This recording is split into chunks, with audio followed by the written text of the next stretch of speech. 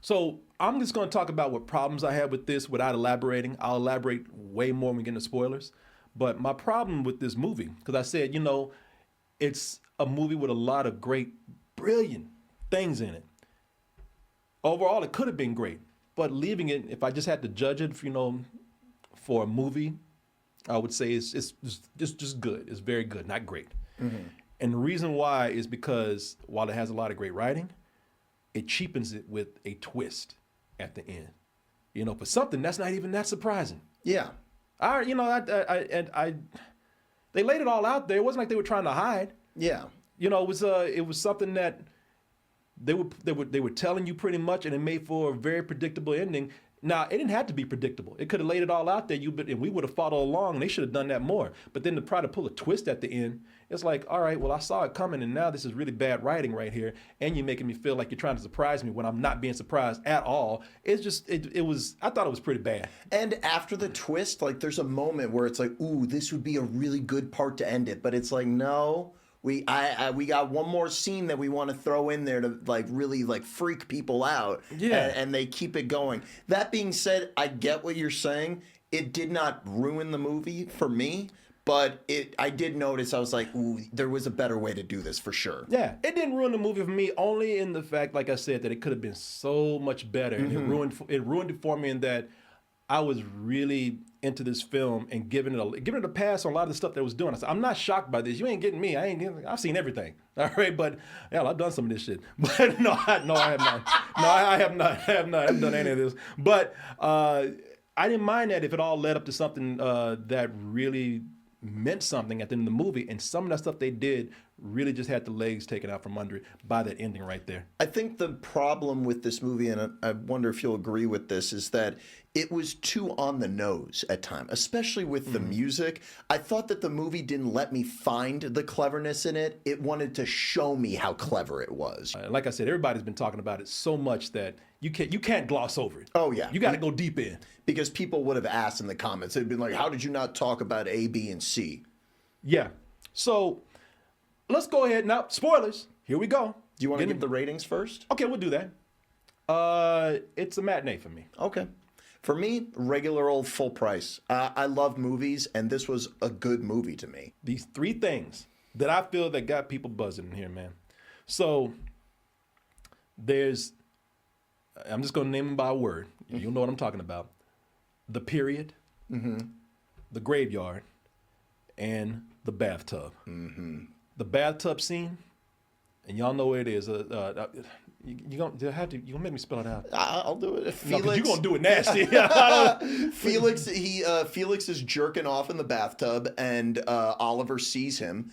And at that point in the movie, it was almost implied that they were hooking up in a weird way. I don't think they were. They weren't, though. Yeah, that's the thing, is they weren't, but the movie was making it feel like it, at least to me. Yeah. But Felix is jerking off in the bathtub, and then when he gets done, Oliver comes in, and he's just sucking up those juices. I love that. That was my favorite part of the movie. Let's just say it's very tainted, nasty. Sick fuck.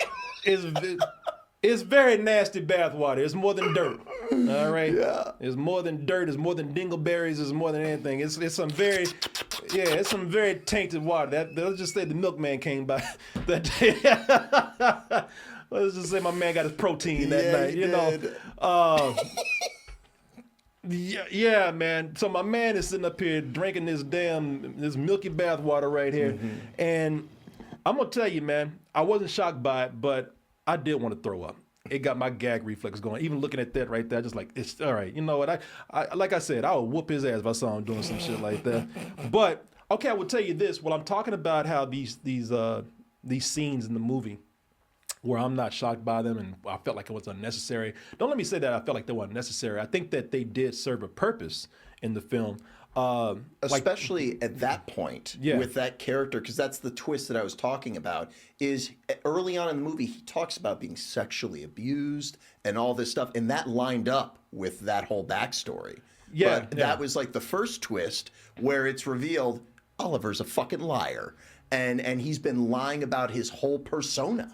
Yeah, well, that's the thing with him, is he Because if this is the case, is it open to interpretation that he was sexually abused by No, his? he wasn't. He was lying to them. Well, I know he was lying. Yeah, no, I didn't know if I don't know if his freakish behavior has something to do with it. Or maybe his parents had done this to him at one time. I didn't think so. But no, that's why that twist was such a wow moment, because when you go home, you realize it's like, no, he grew up in a perfectly normal nuclear family. He had a mother and father that care very much about him, brothers and sisters, and he's going around telling people, yeah, my parents are drug addicts and I was sexually abused. I was making my mom throw up by the age of 9. That's what he told Felix. That's what he told Felix. Everybody's seen the movie. You know that this whole thing was planned and it was schemed for him to be friends with Felix.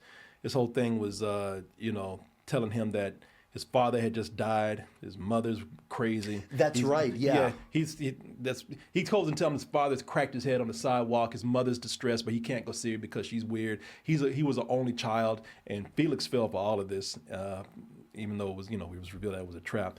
And it was planned the whole time.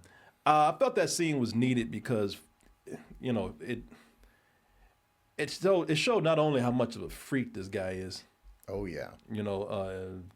Which we were just kind of thinking he's just socially awkward. And it showed his true intentions and why he wanted to be there. Yeah, it showed, it showed that, he's not this socially awkward guy that we thought he was. He really is a disturbed person. He's a freak. Yeah, and his biggest problem is, is that he's looking for something. He's looking for something to latch himself on to. The biggest problem is his dick in his pants. Well, the sister in the family, whose name is Venetia Catton, played by Alison Oliver, who's very good also. She's excellent in the movie. Yeah, there's a scene in here where she's trying to lead Oliver on. She's always hanging out in front of his window, wearing skimpy clothes, or wearing nothing, and Oliver's like, "All right, keep playing," and he goes down there and. He goes down there. All right. Yeah, literally. Yeah, he goes down on her while she's on her period. He talks about like I'm a vampire and whatnot. Disgusting scene, and that's actually kind of getting to people too. It just plays into him being, I keep using this word, but I think it's so perfect, a freak. Well, also I think it's beyond that. I think it's one of the first times that we see that.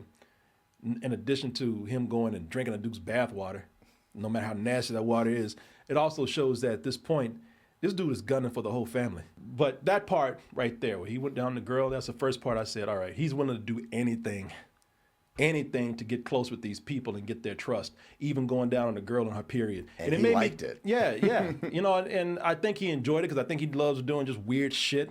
But also, I think he just thought, I'm just going to do whatever it takes to get these people, no matter what conditions I'm under right now.